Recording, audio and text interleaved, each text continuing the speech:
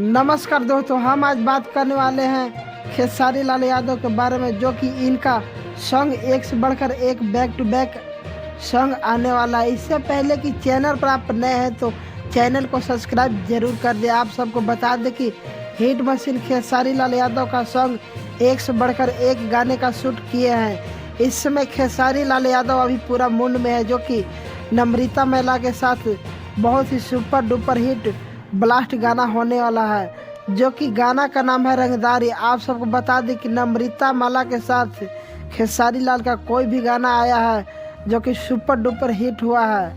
आप सबको बता दें कि आज से 2-3 दिन पहले श्वेता शर्मा के साथ भी एक गाना शूट हुआ है दिल्ली में, जो कि नथुनिया गाना की तरह सुपर होने वाला है। बताया जा रहा है कि ये गाना खेसारी लाल यादव शिल्पी राज के साथ गाना गाए हुए हैं। आप सबको बता दें कि खेसारी लाल यादव का लाडला 2 का गाना लूट ले लूं हंस के इंटरटेन रंगीला पर आ रहा है। और आप सबको सबसे बड़ी खबर बता दें कि 31 अगस्त को खेसारी लाल यादव का प्रेम का पुजारन ऑफिशियल ट्रेलर पर आ रहा है।